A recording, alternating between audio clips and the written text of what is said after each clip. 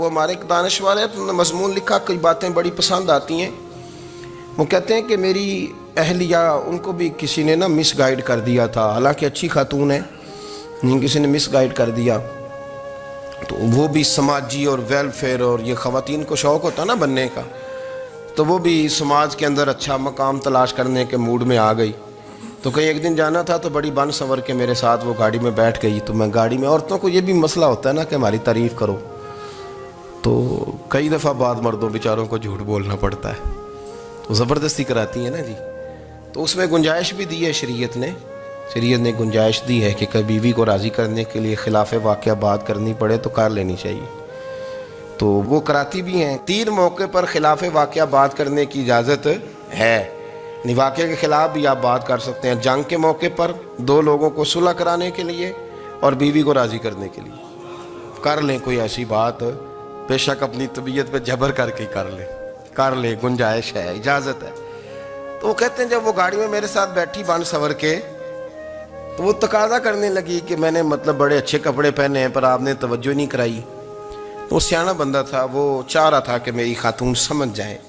وہ کہتے ہیں مجھے پتا تھا کہ بیچاری مس گائیڈ ہو گئی ہے، دل کی بڑی اچھی ہے، سیاਣੀ ہے، لیکن اس کو کچھ خواتین نے، کچھ لوگوں نے مل کے اس کو ذہن غلط کر دیا ہے کہ سماج میں نکلو، باہر جاؤ، کام کرو، فلاں کرو، اپنی مرضی سے جیو۔ تو میرے ساتھ گاڑی میں بیٹھی کہیں جانے کے لیے، تو مجھ سے کہنے لگی کہ آپ نے میری طرف توجہ ہی نہیں کی، آپ نے کوئی ذکر ہی نہیں کیا کہ میں کیسی لگ رہی ہوں۔ تو وہ کہتے ہیں میں نے اسے کہا کہ اگر تو ناراض نہ ہو تو پھر میں صحیح والی تعریف کر دوں۔ تو اس نے کہا کہ آپ کر دیں۔ تو کہتے ہیں میں نے درد سے اور خلوص سے اپنی بیوی سے کہا، خلوص کے ساتھ میں نے کہا میں تو روز گھر ہوتا ہوں، روز شام کو گھر ہوتا ہوں، اگر تو میرے لیے تیار ہوتی تو میں تیری تعریف کرتا، لیکن آج تو باہر جانے کے لیے تیار ہوئی ہے، تو پھر ان سے تعریف کی امید رکھ جن کے لیے تو نے تیاری کی ہے۔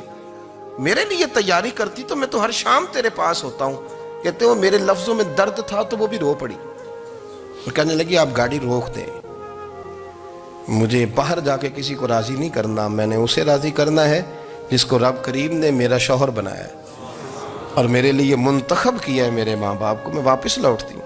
یہ ایک پہلو ہے سلگتا ہوا، اس کو سمجھا جائے۔ عورت کو ویسے بھی قابو کرنا بڑا آسان ہوتا ہے۔ اعلیٰ حضرت بریلوی رحمۃ اللہ علیہ فرماتے ہیں بیٹیاں نازک شیشیاں ہوتی ہیں، ان کو تو ذرا سی چوٹ لگے تو ٹوٹ جاتی ہیں۔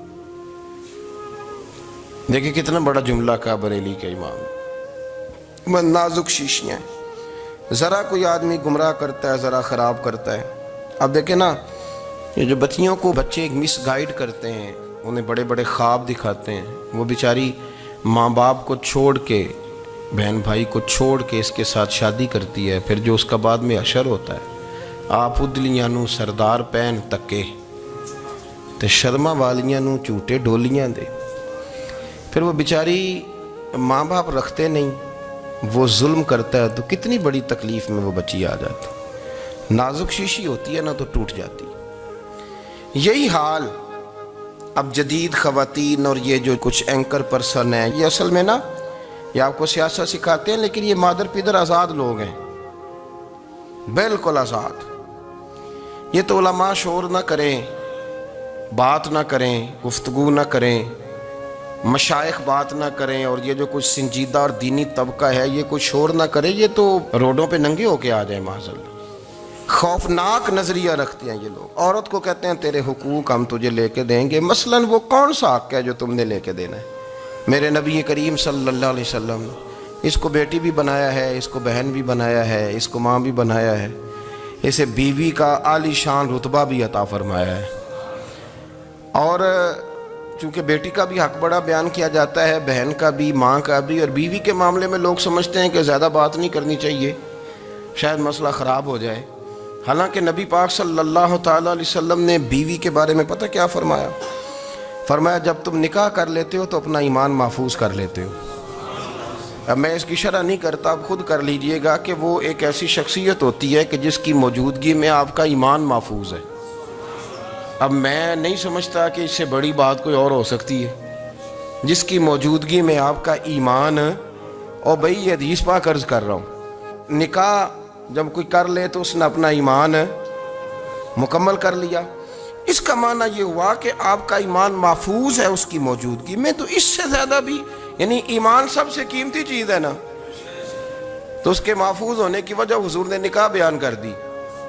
اب میرا خیال ہے بیوی اگر کوئی اس سے بڑا حقوق مانگے گی تو بیوقوفی کرے گی۔ اتنا بڑا درجہ نبی کریم نے اسے عطا کر دیا، اتنا بڑا مقام دے دیا کہ تو خامد کے ایمان کے محفوظ ہونے کا ذریعہ بن گئی ہے۔ عورت کو جو حقوق رسول کریم صلی اللہ تعالی علیہ وسلم نے عطا فرمائے، نبی پاک نے جو حقوق دیے، دیکھیں نا، حضرت عبداللہ ابن عمر رضی اللہ تعالیٰ عنہ کی اہلیہ بیمار تھی، تو جلدی جلدی سے وہ آئے، تو جب بہت جلدی ہو، سفر بڑا شدید تھا، تو آپ نے جلدی سے نماز ادا کی، جلدی سے چلے۔ آپ کے خادم کہنے لگے حضور خیریت ہے؟ فرمایا میری بیوی بیمار ہے۔ تو اس نے عرض کی حضور آپ کی اہلیہ بیمار ہے، تو آپ نے نماز بھی جلدی سے پڑھی، سفر بھی جلدی جلدی کیا۔ تو فرمانے لگے یہ وہ چیزیں ہیں جو ہمیں مدینے والے رسول نے سکھائی۔ آپ اس کیفیات کو سمجھیں کہ حضور صلی اللہ علیہ وسلم نے درس دیا۔ اور پھر ایک اور بہت بڑی بات، یہ فضیلت کسی اور کو نہیں دی، جو عورت کو حضور نے فضیلت دی، یہ فضیلت کسی اور کو نہیں دی۔ کبھی حضور نے فرمایا کہ تمہارا ابا تمہارے ساتھ بہت سخت رویہ کرے تو تم نے اس کو اس سختی پر داد دینی ہے؟ فرمایا چلو اگر وہ زیادتی بھی کرے تو تم نے اس کے ساتھ سلوک اچھا ہی کرنا ہے۔ لیکن آپ ایک بات کو سمجھے نا کہ بچے کے بارے میں، بیٹے کے بارے میں، بیٹی کے بارے میں فرمایا 10 سال کے ہو کے نماز نہ پڑھیں تو سختی کرو، تمہارا ڈنڈا بھی لٹکنا چاہیے۔ بہت ساری جگہوں پہ بہت سارے لوگوں کے لیے سختی کا حکم دیا، لیکن عورت کے لیے حضور نے جو جملے کہے، اصل میں ہم سمجھتے ہیں کہ یہ ایک بات ہے، مشہور ہو گئی ہے روایت حدیث، تو بس اس کے پس منظر پر اور جملوں کے حسن پر شاید معاذ اللہ غور کرنے کی ضرورت نہیں، ذرا اس لفظ کی تاثیر پر غور کریں۔ حضور نے فرمایا عورت ٹیڑھی پسلی سے پیدا کی گئی ہے، یہ ٹیڑھی ہے، کو سیدھا کرنے کی کوشش کرو گے تو ٹوٹ جائے گی۔ تو حضور پھر ہمارے لیے حکم کیا ہے؟ فرمایا جیسی ہے تم اسی کے ساتھ نبھا کرو۔ آپ سمجھیں کہ اتنا محفوظ حضور نے درجہ دے دیا بی بی کو، اتنا محفوظ کہ فرمایا غلطی بھی ہو تو میرے غلاموں تم اس کے ساتھ نبھا کرو، گزارا کر لو۔ کو کیا اور حق چاہیے عورت کو، جس کو اس کی غلطیوں سمیت نبی پاک نے قبول کرنے کا حکم دے دیا کہ اس کی کمزوریوں سمیت قبول کر لو۔ اب اس کو اور کیا کوئی کمزوریوں سمیت قبول کرتا ہے؟ کبھی آپ دکان پہ بیٹھے ہو تو آپ کہیں بھی اس میں یہ بھی غلطی، میرے مال میں یہ بھی کمزوری ہے، یہ بھی کمزوری ہے، یہ بھی کمزوری ہے، تو کر لے قبول؟ کرتا ہے کوئی؟ کوئی شخص ایسا ہو جو کسی چیز کی کمزوریاں بیان کر کے کہ اسے قبول کرو؟ پر رسول کریم صلی اللہ تعالی علیہ وسلم نے نا ہمیں سبق دیا، حضور نے ہمیں درس دیا، نبی پاک نے ہمیں پیغام دیا۔ فرمایا یہ ٹیڑھی ہے، سیدھی کرنے کی کوشش کرو گے تو بیچاری ٹوٹ جائے گی، تو اس کے ساتھ نبھا کر جاؤ۔ آپ میری بات کو سمجھیے گا۔ چلیں میں اس پر ایک اور بخاری مسلم کی حدیث پڑھتا ہوں۔ حضرت سلمان فارسی رضی اللہ تعالیٰ عنہ اور حضرت ابو درداء کے درمیان بھائی چارہ تھا۔ مکے سے مدینے جب لوگ آئے تو حضور نے بھائی بھائی بنایا تھا، ان کے درمیان بھائی چارہ تھا، تو ابھی پردے کی آیات نازل نہیں ہوئی تھیں، تو لوگ ایک دوسرے کی طرف جاتے تھے۔ حضرت سلمان فارسی رضی اللہ تعالیٰ عنہ حضرت ابو درداء رضی اللہ تعالیٰ عنہ کے گھر میں تشریف لے گئے تو دیکھا کہ ان کی بیوی بڑی غمگین بیٹھی ہیں۔ تو ہم نے فرمایا بہن کیا ہوا؟ تو کہنے لگی تمہارے بھائی کو دلچسپی کوئی نہیں رہی، ہر روز روزہ رکھ لیتا ہے اور ساری رات نفل پڑھتا ہے۔ حضرت سلمان فارسی کہنے لگے ٹھیک ہے کر لیتے ہیں بندوبست۔ نماز دین ہے کہ نہیں؟ دین ہے نا یہ چیزیں۔ لیکن حضرت سلمان فارسی جناب ابو درداء سے کہنے لگے آج میں نے تیرے گھر میں رہنا رات کو، کیونکہ وہ تو ساری رات نماز پڑھتے تھے، نفل پڑھتے تھے۔ انہوں نے کہا ٹھیک ہے، ایک بستر لا کے بچھا دیا حضرت سلمان فارسی کے لیے۔ سلمان فارسی فرمانے لگے دوسرا بھی لا۔ کہا وہ کیا کرنا ہے؟ فرمانے لگے تو نے بھی سونا ہے، میں نے بھی سونا ہے، تو نے بھی سونا ہے، عشاء پڑھیں گے اور پھر دونوں سوئیں گے۔ کہا میں نے تو نماز پڑھنی ہے۔ فرمایا تہجد کے وقت اٹھ کے پڑھیں گے، اللہ کے رسول بھی رات آخری حصے میں جا کے نماز پڑھتے ہیں۔ ادھر ساتھ سلا لیا، وہ تھوڑی کو دیر سوئے، اب عادت تھی ساری رات اٹھنے کی، ذرا اٹھنے لگے بستر سے تو حضرت سلمان فارسی فرمایا چپ کر کے سو جا، وہ بڑی رات پڑی ہوئی، چپ کر کے سو جا۔ وہ لیٹ گئے، پھر اٹھنے لگے تو فرمایا سو جا چپ کر کے، بڑا ٹائم ہے۔ سحری کے وقت اٹھے، نفل پڑھے، ان کا ارادہ تھا روزہ رکھنے کا، تو فرمانے لگے کل رکھا تھا نا، نفلی روزہ جی رکھا تھا، پرسوں بھی رکھا تھا، ترسوں بھی رکھا تھا، فرمایا آج نہیں رکھنا، آج میں تیرا مہمان ہوں، سارا دن کٹھے مل کے روٹیاں کھائیں گے، آج نہیں روزہ رکھنا، سلا دیا۔ اب حضرت ابو درداء رضی اللہ تعالیٰ عنہ کہہ تو کچھ نہ سکے، پر کہنے لگے سلمان تمہیں پتہ ہے تم کیا کر رہے ہو، نہ تم نے مجھے رات اٹھ کے زیادہ نفل پڑھنے دیے، سویرے روزہ نہیں رکھنے دیا۔ تو حضرت سلمان فارسی کہنے لگے کوئی لمبی بات تو نہیں نا، چلتے ہیں نا ابھی فجر میں مسجد نبی میں، تو نبی پاک کو بتاتے ہیں، سرکار دو عالم علیہ السلام کی خدمت میں تو اپنی بات کرنا، میں اپنی کروں گا، حضور نتیجے کا اعلان فرما دیں گے، بات طے ہو جائے گی۔ حاضر خدمت ہوئے، عرض کی یا رسول اللہ صلی اللہ تعالیٰ علیہ وسلم، یہ ساری رات نفل پڑھتے ہیں، ہر روز روزہ رکھتے ہیں، ان کی اہلیہ غمگین بیٹھی ہیں، حکم فرمائیں۔ تو نبی پاک صلی اللہ علیہ وسلم نے فرمایا پھر ہوا کیا؟ یا رسول اللہ میں نے رات سلایا ہے، سحری میں اٹھایا ہے، سویرے روزہ نہیں رکھنے دیا۔ نبی پاک نے فرمایا سلمان فارسی نے ٹھیک کیا، سلمان فارسی نے ٹھیک کیا۔ پھر حضور نے فرمایا، نبی کریم نے فرمایا ابو درداء تیرے اوپر اگر اللہ کا حق ہے، اس کے رسول کا حق ہے، دین کا حق ہے، تو فرمایا تیری آنکھ کا بھی تیرے اوپر حق ہے، تیرے وجود کا بھی تیرے اوپر حق ہے، یہ حضور نے فرمایا، تیرے بچوں کا بھی تیرے اوپر حق ہے، تیری بیوی کا بھی تیرے اوپر حق، اس حق کو بھی سمجھے، حقوق اللہ بھی ہیں، پر تیری آنکھ کا بھی تیرے اوپر، کیا مانا کہ تیری آنکھ سونا چاہتی ہے تو اسے سلا بھی، تیرے وجود کا بھی تیرے اوپر حق ہے، تو تیرا وجود آرام کرنا چاہتا ہے تو اسے آرام بھی کرا۔ اور پھر وہاں نبی پاک صلی اللہ علیہ وسلم نے فرمایا میں تم سب، سننا یہ لفظ حدیث کے، حضور نے اسی موقع پر فرمایا میں تم سب سے زیادہ اپنے رب کو جانتا ہوں اور میں تم سب سے بڑھ کر اپنے رب سے ڈرتا ہوں۔ حضور فرمانے لگے میں روزہ بھی رکھتا ہوں، افطار بھی کرتا ہوں، یعنی کبھی رکھتا ہوں اور کبھی نہیں رکھتا۔ فرمایا میں نفل بھی پڑھتا ہوں اور اپنی بیویوں کو وقت بھی دیتا ہوں۔ سرکار مسجد میں بھی آتے تھے، نواسوں کے ساتھ کھیلا بھی کرتے، ان کے ساتھ پیار بھی کرتے۔ تو اتنے بڑے حقوق حضور نے بیان فرمائے عورتوں کے کہ تمہاری بیوی کا بھی تمہارے اوپر۔ لو ایک حدیث بخاری کی اور یہاں بیان کر دیتا ہوں۔ ایک شخص نے آ کے عرض کی یا رسول اللہ صلی اللہ تعالیٰ علیہ وسلم جہاد کے لیے تیاری ہو گئی ہے، صفیں بن رہی ہیں، مجاہدین کی تیاری ہے، تو میرا بھی نام لکھ دیا گیا ہے مجاہدوں کی لسٹ میں، لیکن یا رسول اللہ صلی اللہ تعالیٰ علیہ وسلم میری بیوی نے حج کی تیاری کر لی ہے اور میرے دوستوں نے، صحابہ نے میرا نام مجاہدین کی لسٹ میں لکھ دیا، تو میرے لیے کیا حکم ہے؟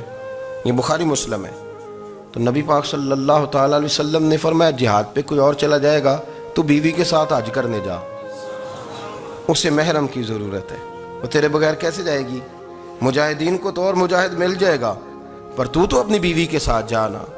نبی پاک صلی اللہ علیہ وسلم نے مرد کو محافظ بنایا ہے، عورت کو مرد کا قیدی نہیں بنایا، بلکہ عورت کو حفاظت عطا کی اور مرد کو اس کا محافظ بنایا۔ اب بچیاں آزاد ہونا چاہتی ہیں، اور آزادی بھی وہ والی کہ جو بنیادی طور پر آزادی نہیں، فحاشی ہے۔ میں نے بہت پہلے کہا ہے کہ اسلام بیٹیوں کو قیمتی سمجھتا ہے، جس بندے کے پاس 20 تولے سونا ہو وہ چوک میں لے کے نہیں آتا، وہ قیمتی چیز ہے، اس نے چھپا کے رکھی ہوتی ہے۔ تو جو نبی پاک صلی اللہ علیہ وسلم کا کلمہ پڑھنے والے بیویاں، اسلام انہیں قیمتی سمجھتا ہے، کہتا ہے کہ تم قیمتی ہو لہذا گھر کے اندر رہو، تم باہر نہ ہو۔ لیکن عورتیں ہیں کہ ان کو بلا وجہ لوگ خراب کر دیتے ہیں اور بلا وجہ وہ اس مغالطے کا شکار ہو جاتی ہیں۔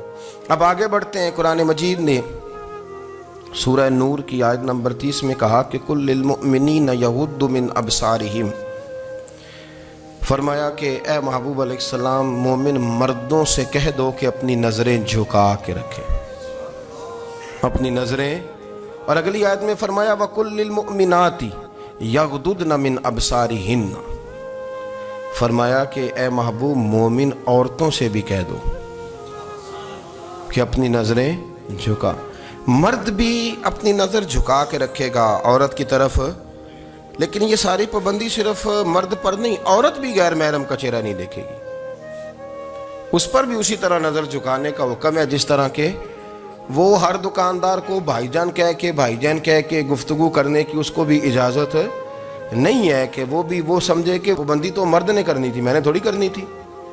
وہ جس کے پاس جائے، جہاں بھی جائے، ڈاکٹر کے پاس جائے، باہر جائے، تو وہ جس طرح مرضی اس کا دل چاہے وہ بات چیت کرے، اس کی عورت کو بھی اجازت اسلام نہیں دیتا۔ بنیادی طور پہ اسلام شرم و حیا کا دین ہے، حیا کی بات کرتا ہے۔ حیا کی جب ہم تعریف کرتے ہیں تو حیا کی تعریف یہ ہے کہ کوئی کبھی چیز دیکھ کے نا تو آپ کی طبیعت میں کراہت محسوس ہو، آپ کوئی غلط جملہ منہ سے نکالتے ہوئے ذرا جھجکیں، آپ کوئی غلط بات کرتے ہوئے تھوڑا بوجھ محسوس کریں۔ ہمارے ہاں تیزی سے فروغ پایا ہے بے حیائی نے۔ سنگیوں کی محفلیں، یاروں کی محفلیں، اس میں غلیظ گفتگو ہوتی ہے الا ماشاء اللہ۔ جن دوستوں کو بڑی پاک صاف گفتگو کرنی چاہیے، دوستی کا رشتہ بڑا مقدس رشتہ ہے، جو یہاں ایک دوسرے سے پیار کریں گے جنت میں بھی اکٹھے داخل کیے جائیں گے۔ شرط یہ ہے کہ پیار اللہ رسول کی رضا کے لیے ہو، لیکن اس کے اندر اگر آپ کی گفتگو کچی ہو، کمزور ہو، فحاشی والی ہو، عریانی والی ہو، وہ ہمارے ہاں تو اب اس کو لوگ فیشن سمجھتے ہیں، اس کو مردانگی کی علامت سمجھتے ہیں کہ وہ جی ساری باتیں جی وہاں ہو گئیں اور جس کا جو جی چاہا اس نے کہا۔ آپ جب حیا کے دائرے میں ہوتے ہیں تو آپ خود بھی سکون محسوس کرتے ہیں۔ دیکھیں نا، آپ کو نیند سکون سے کہاں آتی ہے؟ جہاں کمرہ بند ہو، چاروں جانب دیوار ہے، اوپر چھت ہے، خالی دروازہ بھی کھلا ہوا ہو نا تو جب بندہ سکون لینا چاہتا ہے تو کہتا ہے یار ذرا دروازہ ذرا بند کر دو۔ وہ اچھی طرح اپنے آپ کو چھپا لیتا ہے نا حیا کے پردے میں، تو اللہ اسے سکون عطا کرتا ہے۔ اور جو اس سے بھی زیادہ ٹھنڈی نیند میں جانا چاہتا ہے وہ کہتا ہے لائٹ بھی بند کر دو۔ اب وہ مکمل طور پہ سمجھتا ہے کہ میں چاروں جانب سے چھپ گیا ہوں، اگر میں کھل کے بھی سو جاؤں گا تو میرا چونکہ پردہ قائم ہے تو مجھے کوئی دشواری نہیں ہوگی۔ آپ جب چھپ جاتے ہیں، جب آپ حیا کے اندر سمٹ جاتے ہیں، جب آپ چادر کے اندر آ جاتے ہیں تو آپ بہت ساری جگہوں پہ آسانی محسوس کرتے ہیں۔ تو حیا تو آپ کو سکون دیتی ہے، حیا تو دل کو راحت دیتی ہے۔ میں بڑی ذمہ داری سے بات عرض کرتا ہوں، قرآن مجید نے نا ایک مقام پہ مذاق کو، ایک مزاح ہوتا ہے خوش طبی، وہ نہیں، مذاق اڑانا۔ قرآن پاک نے نا مذاق کو ایک جگہ پہ جاہلوں کا طریقہ بھی قرار دیا ہے۔ بنی اسرائیل کے لوگوں سے حضرت موسیٰ نے کہا کہ گائے ذبح کرو اور ایک ٹکڑا مقتول کو مارو، زندہ ہو کے خود بتا دے گا مجھے کس بندے نے قتل کیا۔ تو کہنے لگے آپ ہمارے ساتھ مذاق کر رہے ہیں۔ تو قرآن مجید کہتا ہے کہ حضرت سیدنا موسیٰ علیہ السلام فرمانے لگے اعوذ باللہ ان اکون من الجاہلین، فرمانے لگے میں اللہ کی پناہ مانگتا ہوں کہ میں جاہلوں میں سے ہو جاؤں۔ یہ مذاق کرنا تو جاہلوں کا طریقہ ہے۔ اگر آپ کی زبان سے بے حیائی کا جملہ نکل گیا، اگر آپ کی زبان سے بے حیائی کا جملہ نکل گیا، آپ نے کہہ دیا کہ ہم آزاد لوگ ہیں، جو مرضی کریں گے، جو مرضی کہیں گے، جو ہمارا دل میں آئے گا کریں گے، تو پھر تو لوگ آپ کا وہ حشر کریں گے کہ آپ سے برداشت ہی نہیں ہوگا۔ جس کا لوگ مذاق بنا لیتے ہیں اور جو مذاق بن جاتا ہے پھر اسے کوئی جینے دیتا ہے۔ آپ حیا کی چادر میں چھپیں گے تو بچیں گے۔ اگر آپ نے اپنا مذاق بنوا لیا یہ کہہ کے کہ میں نے مرضی کرنی ہے، پھر یاد رکھنا چھپنے کو جگہ نہیں ملے گی، پھر تکلیف میں آ جائیں گے، پھر بہت بڑی اذیت کا شکار ہو جائیں۔ شرم و حیا، عرب کے اندر جو کواری لڑکیاں تھیں ان میں بڑی حیا ہوتی تھی۔ الحمدللہ میں بڑے فخر سے کہتا ہوں کہ میرے پنجاب کی، میرے پاکستان کی بیٹیاں بھی 20 دفعہ ان کا ابا کہے تیری شادی کرنی ہے تو وہ آنکھ نہیں اٹھا پاتی آج بھی۔ یہ تو وہ چند لوگ ہیں جو کہتے ہیں ہم ہائی کلاس ہو گئے، ہمیں نہیں پتا کہ وہ روشن خیال ہو گئے ہیں کہ روغن خیال ہو گئے، پتہ نہیں کدھر چلے گئے۔ ورنہ ہماری بیٹیاں آج بھی جب ان سے ان کا باپ، ان کی ماں بات کرتی ہے تیری شادی کی، تو وہ تو شرم کے ساتھ پچھلے سے پچھلے کمرے میں چھپتی ہیں۔ یہ اللہ نے فضل کیا ہوا ہے اس ملت پر۔ تو عرب کی لڑکی بڑی حیا والی ہوتی تھی، اس سے کوئی بات کرنی پڑتی تھی تو 20 دفعہ بات کی جاتی، پھر بھی وہ عورت چھپتی پھرتی تھی۔ حضرت عائشہ صدیقہ رضی اللہ تعالیٰ عنہ فرمانے لگیں میرے نبی پاک صلی اللہ علیہ وسلم عرب کی کواری لڑکیوں سے بھی زیادہ حیا کرنے والے۔ قاضی اعجاز مالکی نے، شیخ عبدالحق محدث دہلوی نے، دیگر بزرگ جو سیرت نگار گزرے انہوں نے لکھا ہے کہ نبی پاک صلی اللہ علیہ وسلم کے اندر 100 مردوں سے زیادہ طاقت تھی، 100 مردوں سے زیادہ طاقت۔ اب جو بات کہنے لگا ہوں، جو نتیجہ دینے لگا ہوں، اس پر خاص توجہ آپ فرمائیں گے۔ ذرا فکری طور پر، نظریاتی طور پر ایک چیز کو سمجھیے۔ ہم سمجھتے ہیں کہ جوان لڑکا ہے جی جو مرضی کرے، عمر ہے جی۔ آپ ذرا بات پر غور کیجئے گا کہ حضور صلی اللہ علیہ وسلم میں طاقت 100 مردوں سے زیادہ ہے، اور حیا کواری لڑکیوں سے بھی زیادہ ہے۔ ذرا اس بات کا تقابلی جائزہ کیجئے گا کہ طاقت 100 مرد سے زیادہ ہے لیکن حیا کواری لڑکی سے بھی زیادہ ہے۔ اس کا معنی یہ ہوا کہ جس ٹہنی کو پھل زیادہ لگ جاتے ہیں وہ جھکا کرتی تو حیا تو حسن ہے، حیا تو آپ کو پاک صاف کرے گا، حیا تو آپ کو نرالا کرے گا، انوکھا کرے گا۔ رسول کریم صلی اللہ علیہ وسلم عرب کی کواری لڑکیوں سے زیادہ حیا والے تھے، کواری لڑکیوں سے زیادہ حضور حیا فرمایا کرتے تھے۔